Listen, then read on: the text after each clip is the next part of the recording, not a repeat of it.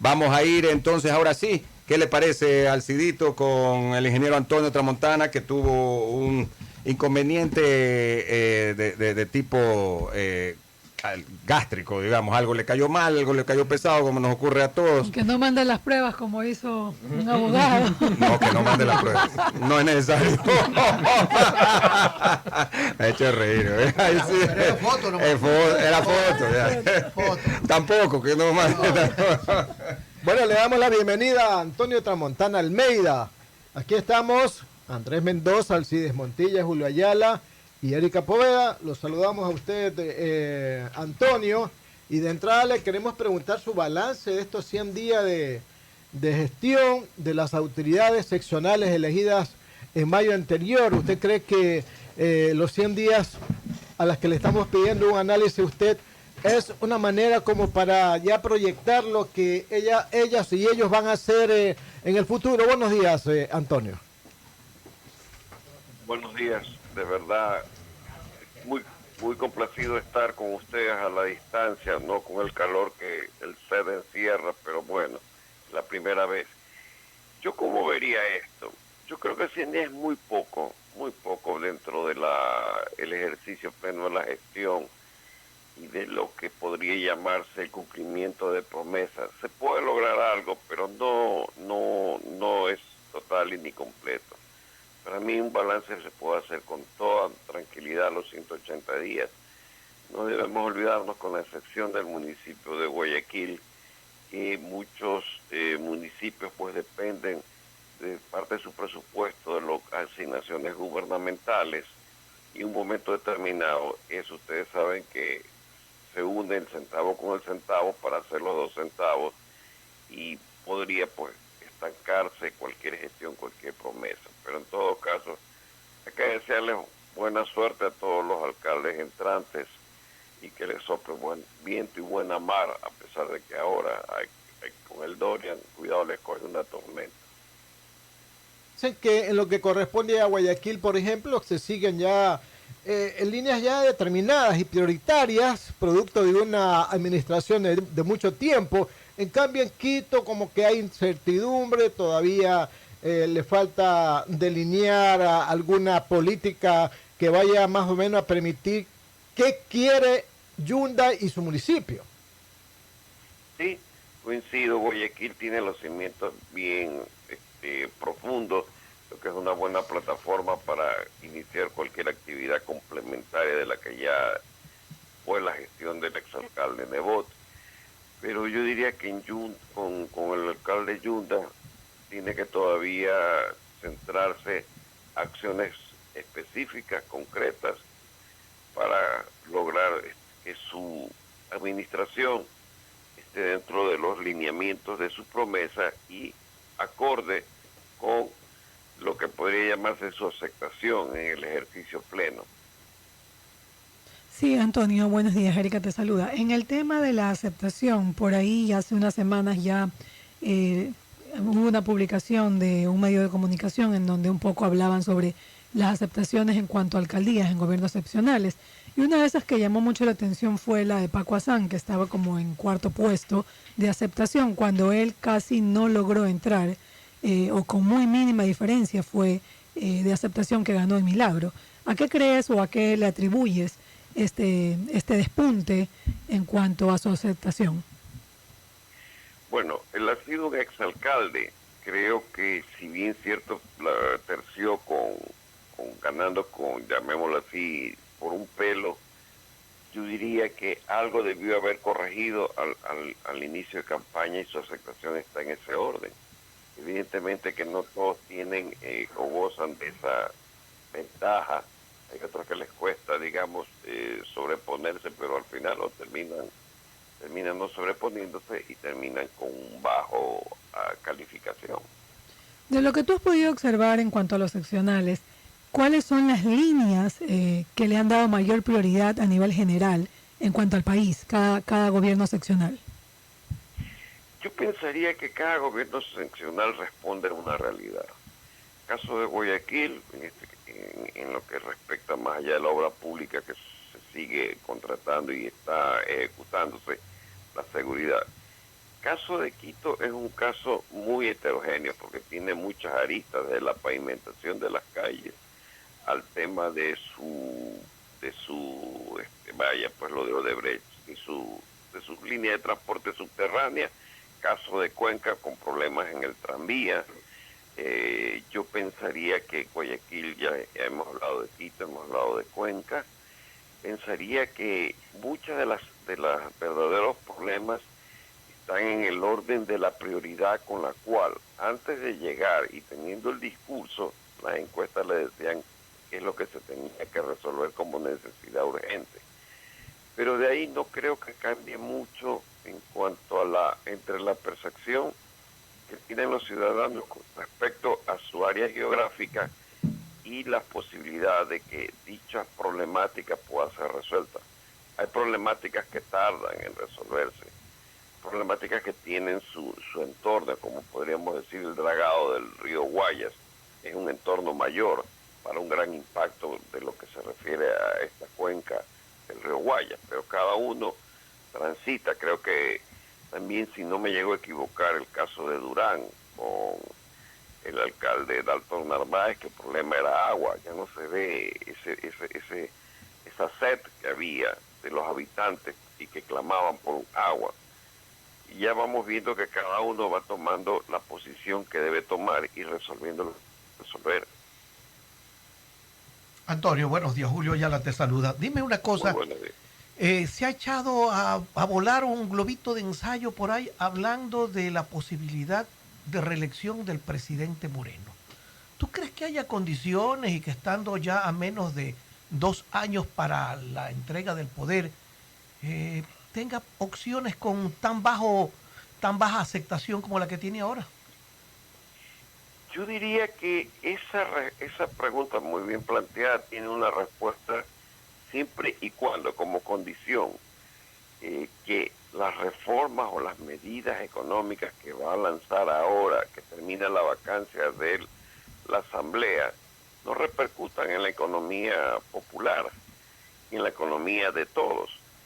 Pero si dicha planteamiento de él, por su mecanismo por medio del cual la dinámica de la economía prácticamente lo obliga a tener que tomar cierto riesgo o ciertas decisiones, para mí eso sería el primer escenario que tendría que medirse.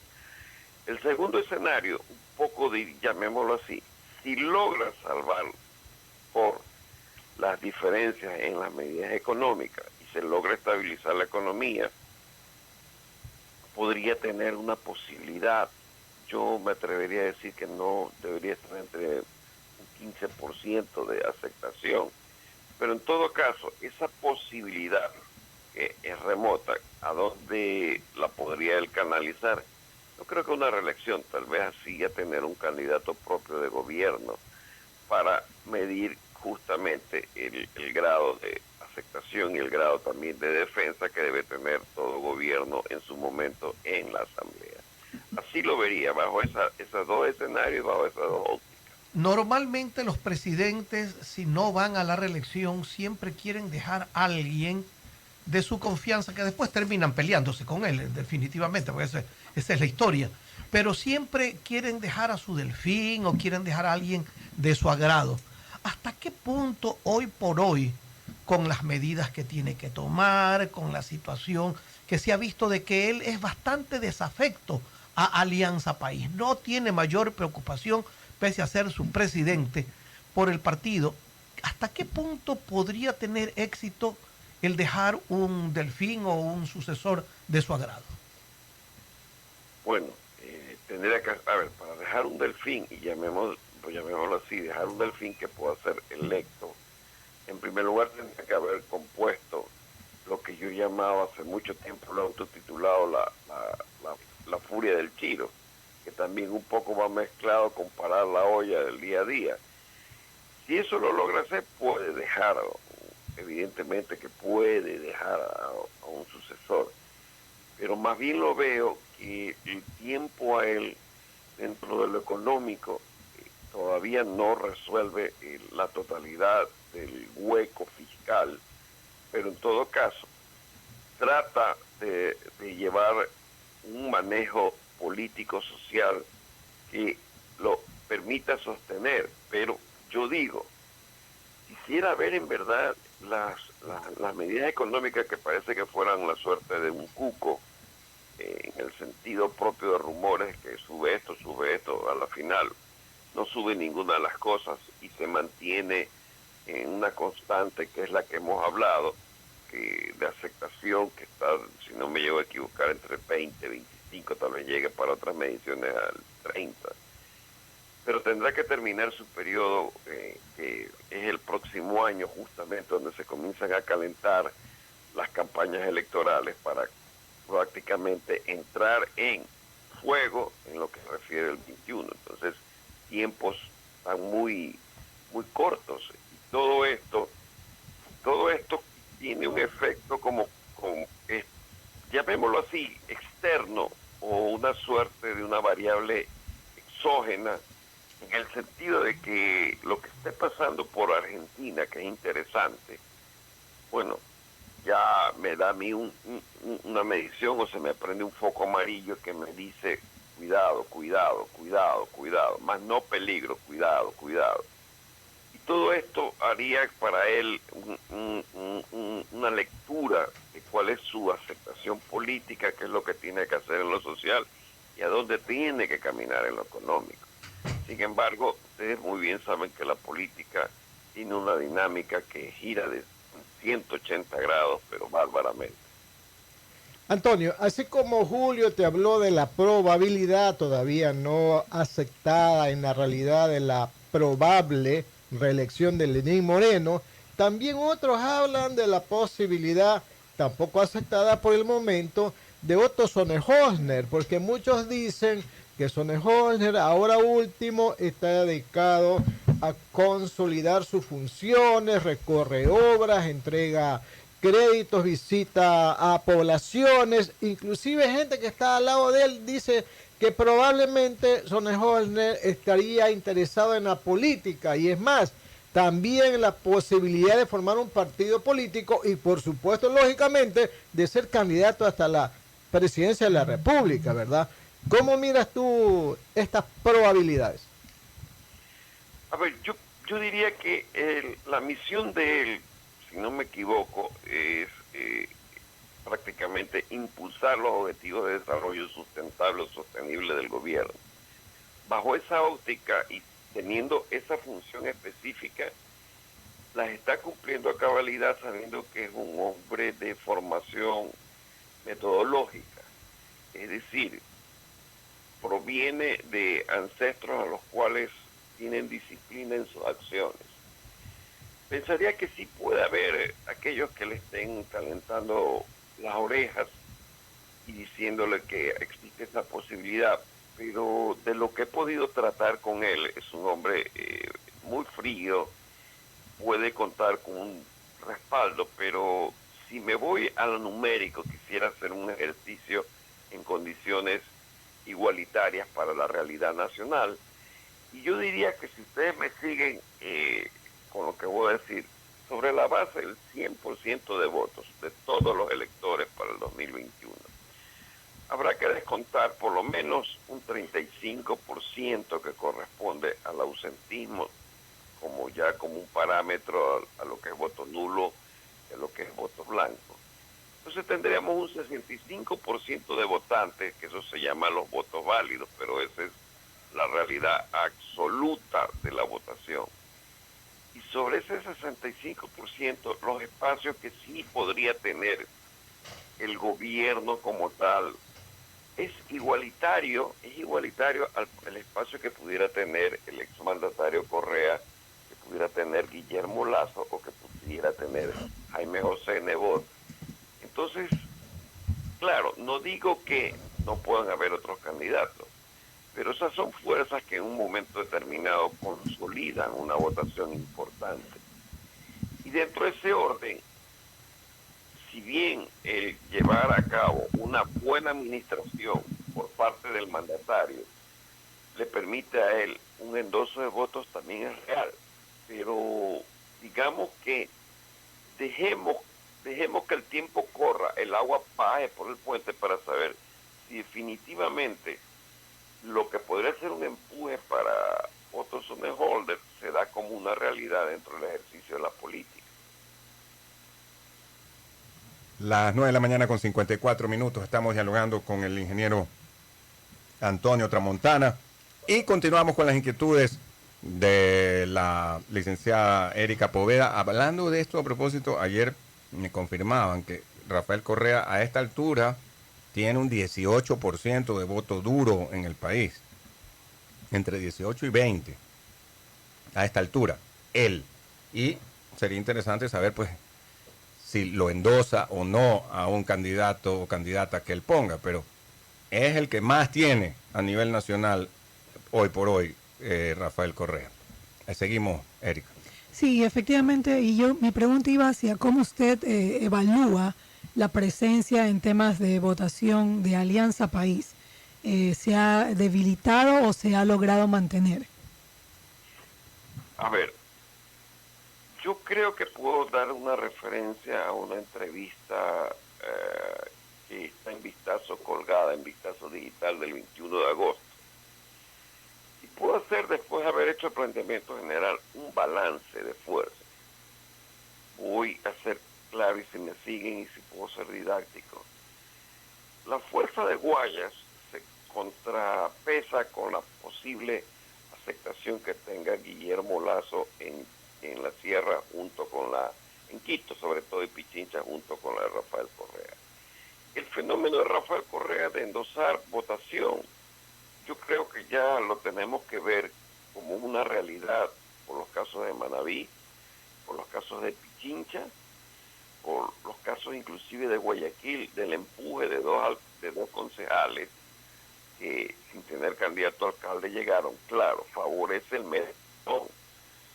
Pero si decimos, ok, si las posibilidades de Rafael Correa, más las posibilidades de Guillermo Lazo, más las posibilidades de Jaime José, son ciertas, y si sumamos a un candidato del gobierno, yo pensaría nuevamente que la campaña con votantes que sumen un caudal de votos estaría concentrada en Manabí, estaría concentrada en la Sierra Central, y estaría concentrada en lo que se conoce el auto. Me dirían, ¿y qué pasa con el resto de provincias como Esmeralda?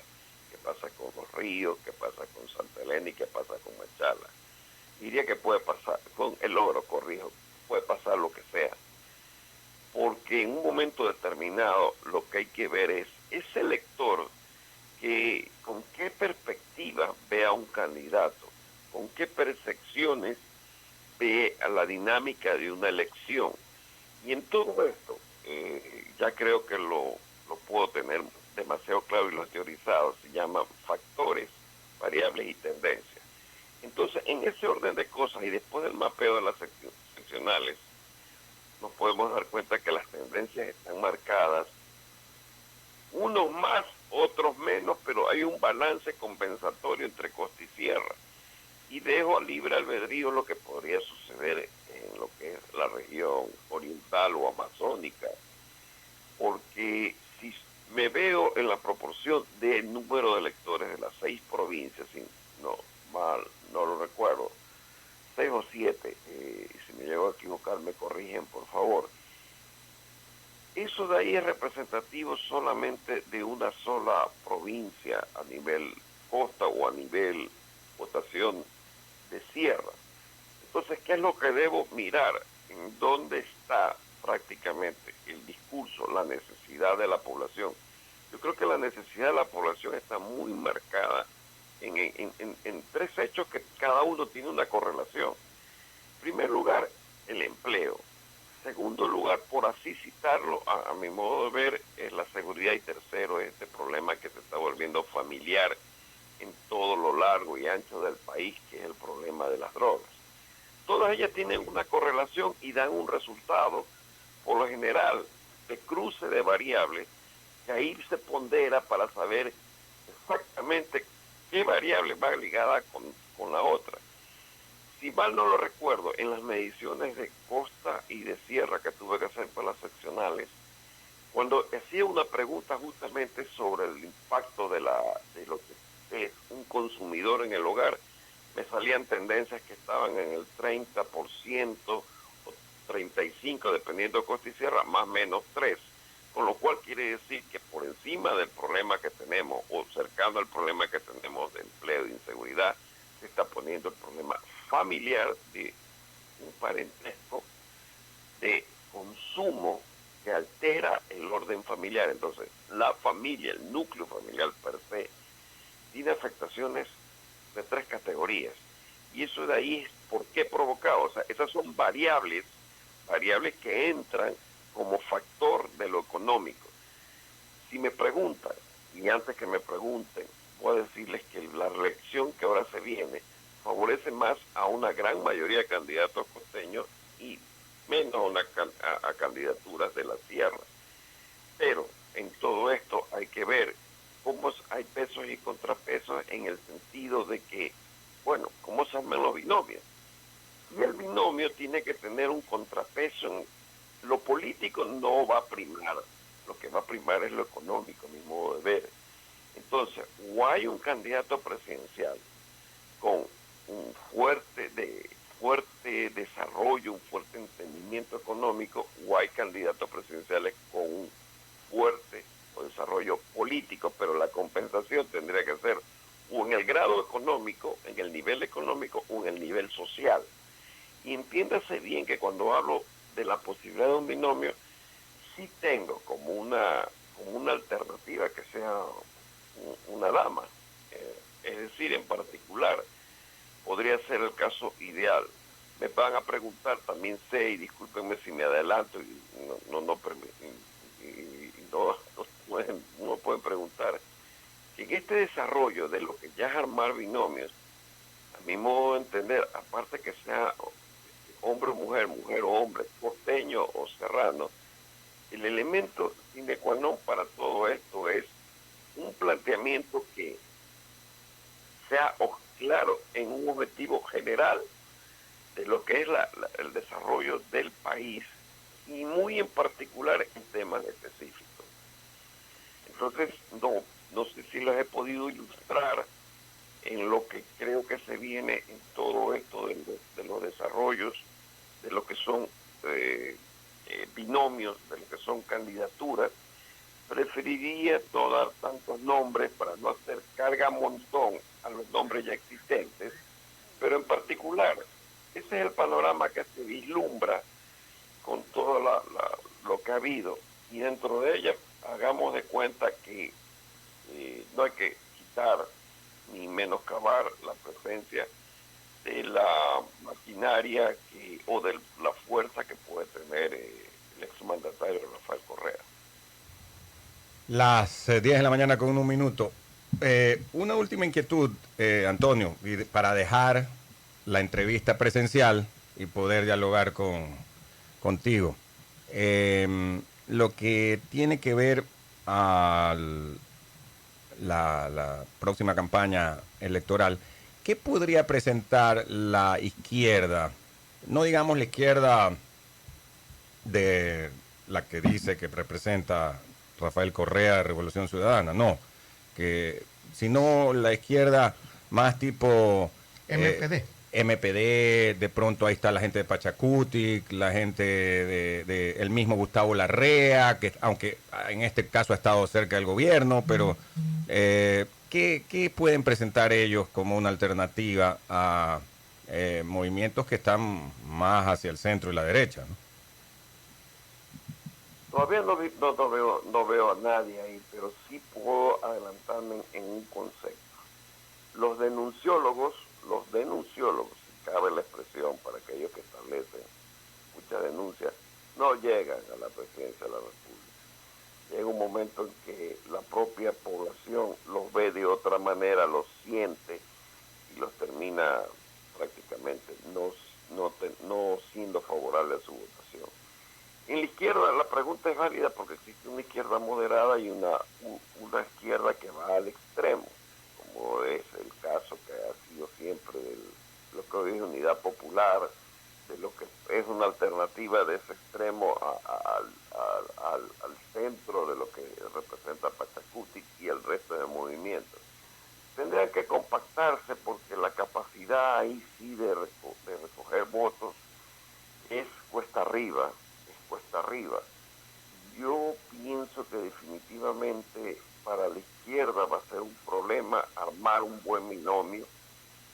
No digo que con esto la derecha la tiene de ganar, tampoco digo y sostengo que puede surgir un outsider, tal vez uno reencauchado, pienso, pero no más allá de eso. En cuanto a figuras o nombres que pudieran estar presentes en la palestra política. Antonio, ¿qué piensas tú en cuanto al populismo? Tú estuviste muy cercano al expresidente Abdalá Bucaram. ¿Cuál es el destino del populismo en el Ecuador, fundamentalmente representado por el expresidente? Mientras se llame populismo, puede haber una tendencia a encontrarse con un discurso de qué orden. Sí, establezco la premisa de que las personas están pasando por una circunstancia de la furia del tiro o parar la olla, y si puedo canalizar ese mensaje hacia ellos de alguna manera, situando las cosas bajo las condiciones que estamos viviendo, eso puede ser un caldo de cultivo, no lo niego. ¿Por qué? Porque la sensibilidad de resolver los problemas del día a día son prácticamente una espada de Damocles que hacen que busquen una alternativa. Y si esto puede suceder, puede nuevamente ser prácticamente una posibilidad. No, pongamos un ejemplo pragmático para no quedarnos en las palabras. Yo diría que el jefe de campaña de lo que está sucediendo, de la candidatura del señor Fernández y de doña Cristina, resultó sin querer queriendo el presidente Mauricio Macri. Entonces la pregunta acá es, ¿quién puede ser el jefe de campaña? Uno, el jefe de campaña de otra candidatura, y quién puede pasarle la factura de un cargamontón que bajo el concepto de percepciones digan, este está con el gobierno y es tongo. Esas dos posibilidades están como un planteamiento que pueden concretarse. Muy bien, queremos agradecerle, Antonio, que te mejores pronto. Saludos cordiales. Y la próxima vez estaré ahí al calor de ustedes, pues disfrutando de la entrevista.